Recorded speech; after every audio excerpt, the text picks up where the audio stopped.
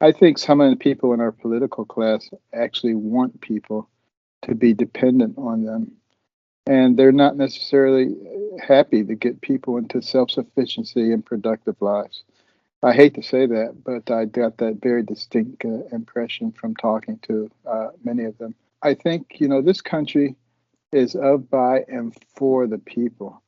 And we have to demand better representation and people who actually understand the kinds of values that allowed this to become a great nation. And we build around those principles that allowed us to go from a ragtag bunch of militiamen to the pinnacle of the world in record time. And so much of that has to do with a stable family structure that gives the anchor to those young people as they're growing up, sometimes in rather turbulent situations. What's doing, everybody? I'm Alec Glaze. Thank you for watching First Class Fatherhood. Today's guest on the podcast is Dr. Ben Carson. Dr. Carson is a legend in the world of neurosurgery. He ran for president of the United States back in 2016. He eventually became the 17th Secretary of Housing and Urban Development. It is an absolute honor to have him on the podcast today. So get down there, smack the subscribe button, tap that like, and let's jump into it right now with Dr. Ben Carson on First Class Fatherhood.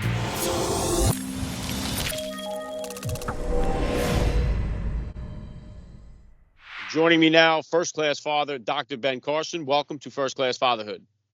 All right. Terrific. All right, let's start it right here. How many kids do you have and how old are they?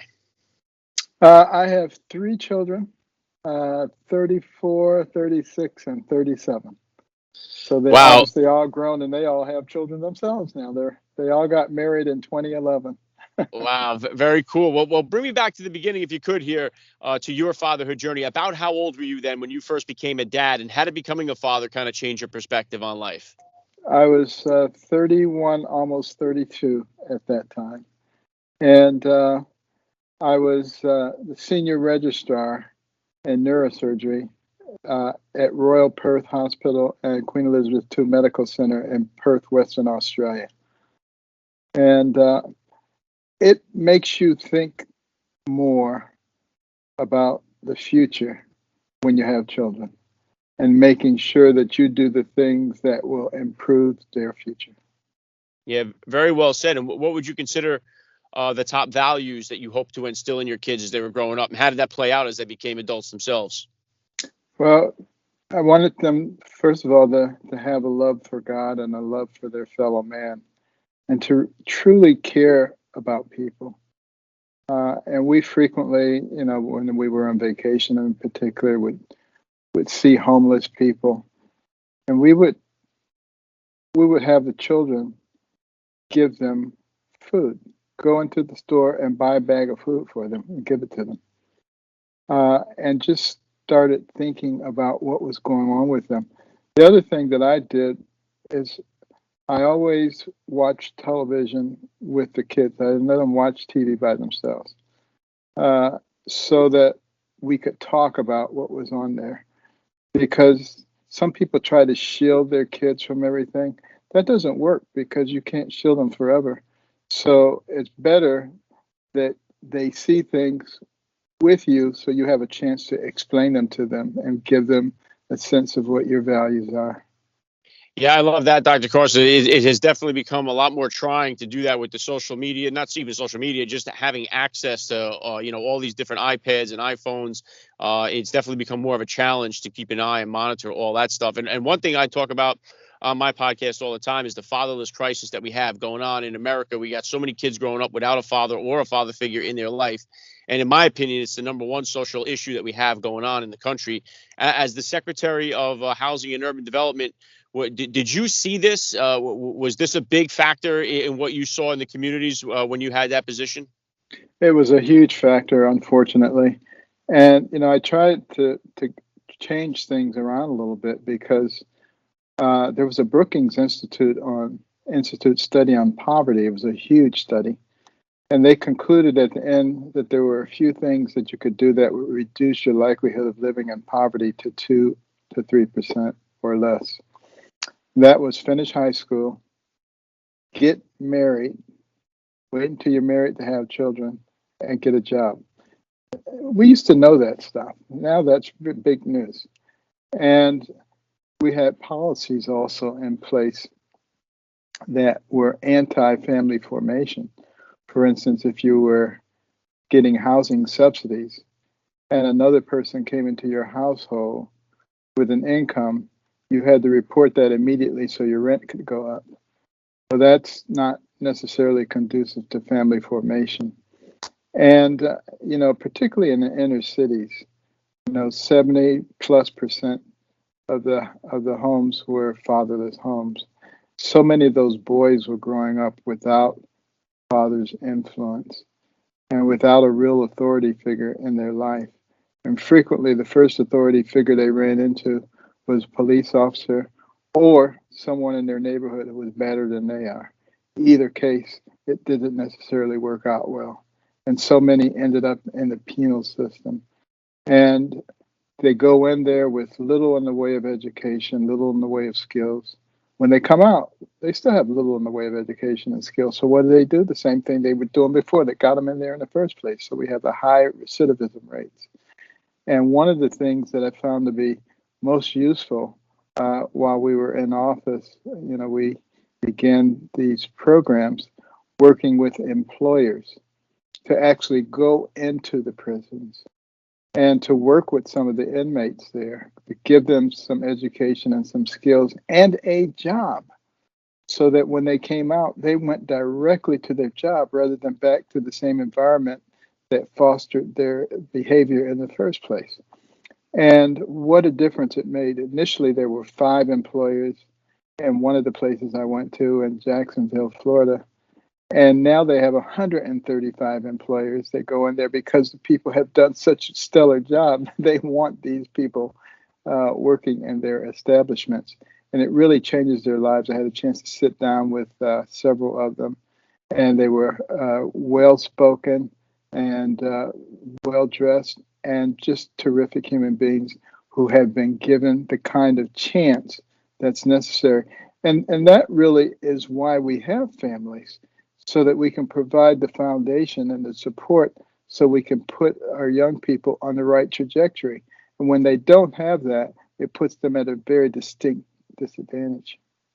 Yeah, extremely well said, and it seems to be a problem that almost seems unfixable here, Dr. Carson. Like, there has to be a way. Is the way forward to reverse some of these policies that are in place? Well, what do you think is the best way going forward that we could start strengthening the nuclear families again? Because I think if we could strengthen the nuclear families and bring maybe some God back into focus, I think 90% of the problems we have in our country would go away.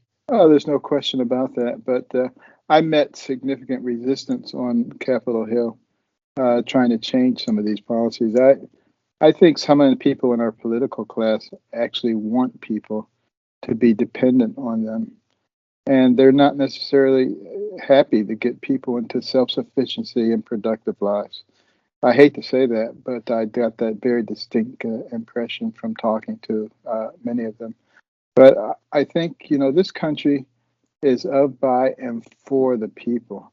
And we have to demand better representation and people who actually understand, the kinds of values that allowed this to become a great nation. That's what American Cornerstone Institute is about. Faith is one cornerstone, community is a cornerstone, liberty is a cornerstone, and life. And we build around those principles. That allowed us to go from a ragtag bunch of militiamen to the pinnacle of the world in record time. And so much of that has to do with a stable family structure that gives the anchor to those young people as they're growing up, sometimes in rather turbulent situations. Yeah, wonderfully said there, Dr. Carson. And then I know, obviously, I heard you speak on it before. I know critical race theory has come to the forefront of conversations now. It's something that's been around for 40 years now. So why all of a sudden now is it come to the forefront here? And what should parents be aware about critical race theory?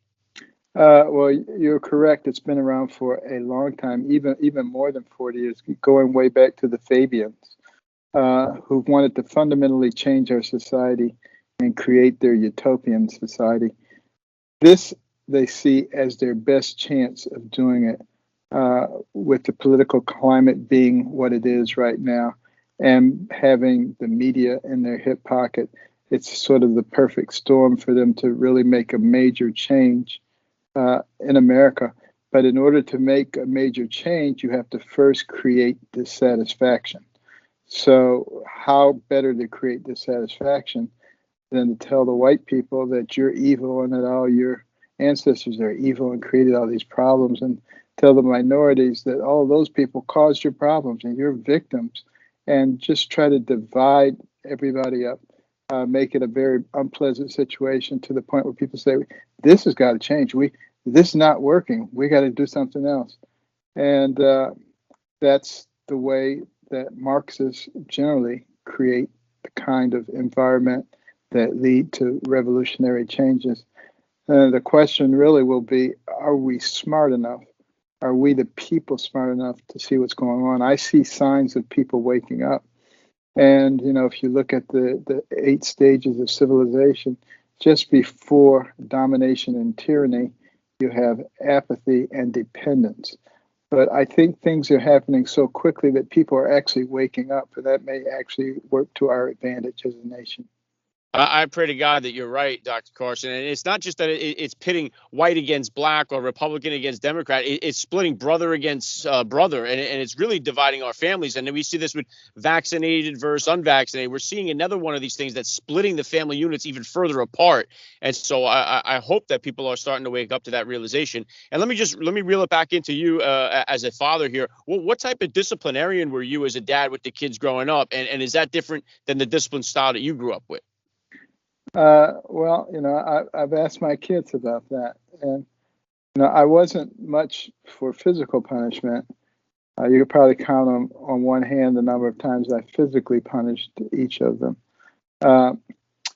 But they told me that they were just so terrified of disappointing me, and that worked pretty well to get them to do what they were supposed to do. And they've all turned out to be, outstanding citizens. None have ever been in any kind of trouble, and they're doing very well for themselves and for their families. Yeah, awesome stuff. And I know you said that they all got married. I think you said in 2011 they were all married. Now, my youngest. I have 4 kids myself. My youngest is my only girl, and she's only 6. But I'm not in any hurry to get to that stage where she starts dating and hitting that scene. You've been there with your kids now. What kind of advice, or how'd you kind of handle it when your kids became old enough to start hitting that dating scene? Well, I tried to emphasize to them that you got plenty of time. You don't have to be in a hurry there, and really. To look for people who share your values, because anything else is going to lead to chaos. Don't just go for looks, but go for somebody who is compatible with you, who you actually enjoy spending time with, somebody that you have fun with, and that makes the biggest difference in the world. And, I've been married for 46 years, and there's nobody that I enjoy spending more time with than my wife. Yeah, beautiful. And just because obviously the political system is so charged and social media can be very vicious, has any of like this and I know especially conservatives get hammered on social media, especially, has any of this stuff kind of affected your family, where any of your kids came and said, "Hey dad, this is getting too much"? Has it ever gotten to them where they felt threatened, or they felt overwhelmed by all the stuff that's been going on online? Not at all, because they've grown up. In our family, we had family worship frequently. We talked about issues, particularly about persecution and about eternity. And against the backdrop of eternity, anything that you suffer in this life is a blip.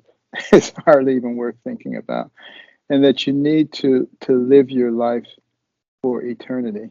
And that means those godly principles that will allow you to be a good person.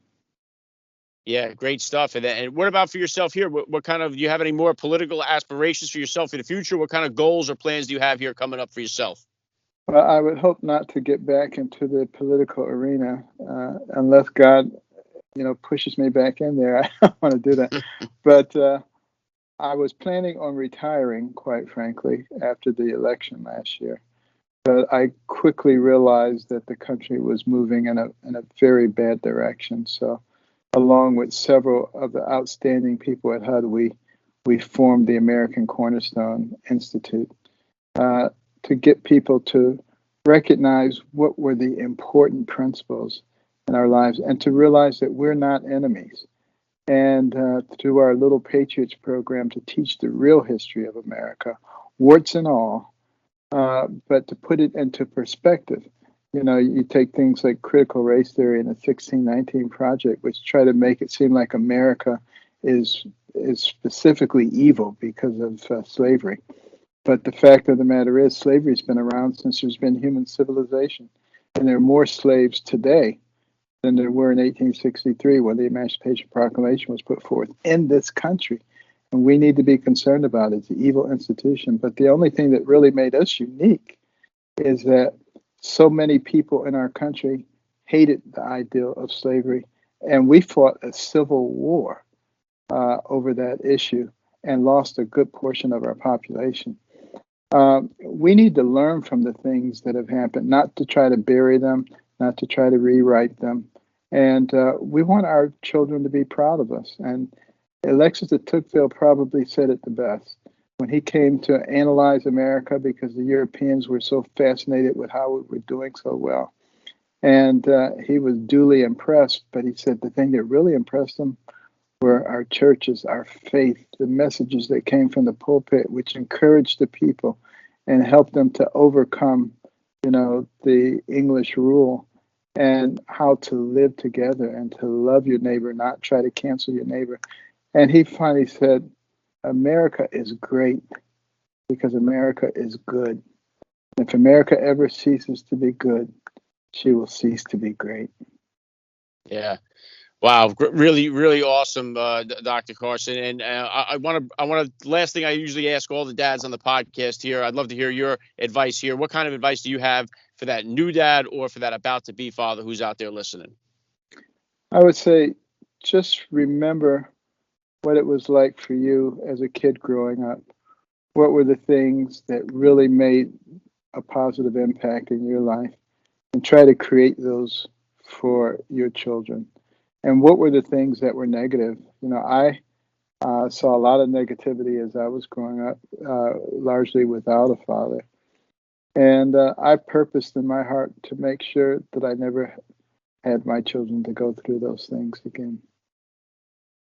Yeah, well said. I love the message. This has been an honor for me. I'm going to put the link to the American Cornerstone in the description of today's podcast episode. Dr. Ben Carson, your first class father all the way. And thank you so much for giving me a few minutes of your time here on First Class Fatherhood. Thank you. Keep up the great work. We appreciate you.